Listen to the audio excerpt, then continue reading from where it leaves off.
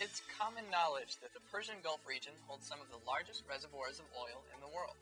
And the tiny nation of Kuwait, which borders Saudi Arabia and Iraq, is one of the region's chief oil producers. In 1990, Iraq invaded Kuwait and took control of the country's oil fields. The United States and a multinational force quickly came to Kuwait's rescue.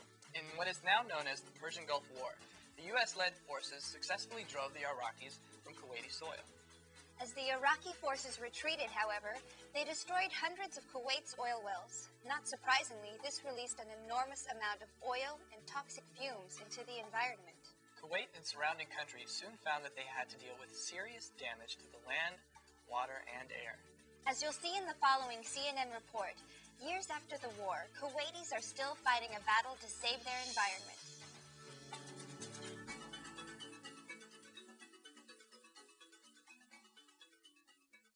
Dr. Abdul Rahman Al-Awadi has become a world expert on catastrophic oil pollution.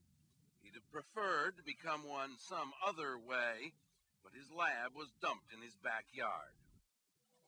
Before the Iraqis were driven from Kuwait, combat and sabotage unleashed more than 1 billion barrels of crude oil on the Arabian Gulf and its hinterland. Massive oil slicks calling on every trick oilmen could devise and all the money they could spend.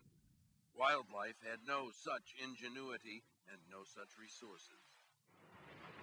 In Kuwait's oil fields, Iraqi commanders about to flee ordered the torching of more than 600 wells, touching off an ecological holocaust.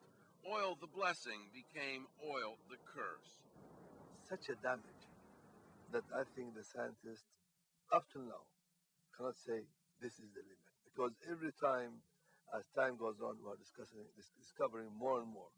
The fires are out and the oil fields mostly cleaned up. But nobody yet knows all about oil. This was a public park. Very little lives here now, plant or animal. Because desert is such a very difficult place for these things to survive. And they are always at the edge, at the brink of this instability. At the Kuwait Institute for Scientific Research, a more sophisticated species studies its own survival and the effects of breathing half-burned oil. It's too early now to say there are new cases of cancer, but we have a suspicion. After 7 months or more than 10 months of inhaling such kind of smoke cocktail of pollutants in our environment, we have expectation for, if not the same diseases, maybe new diseases. An oil field like this is never going to be most people's idea of heaven. But there are scenes around here which show the great healing power of nature.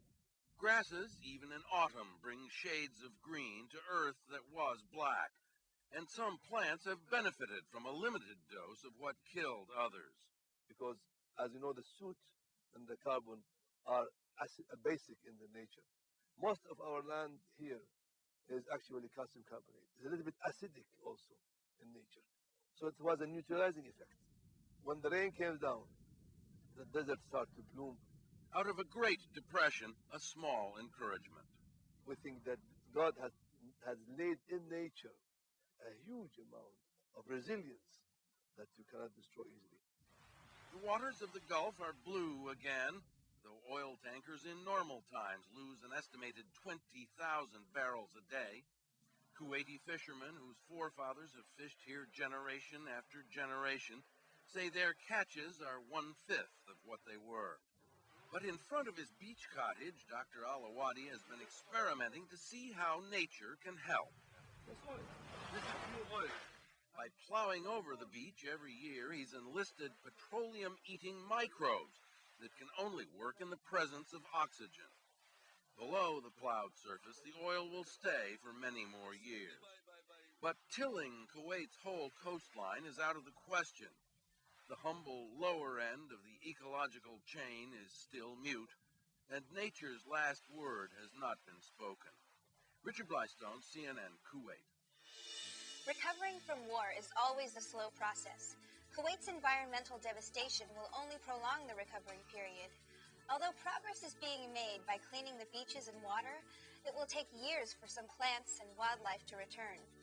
But with a little help from modern technology, nature is slowly but surely recovering.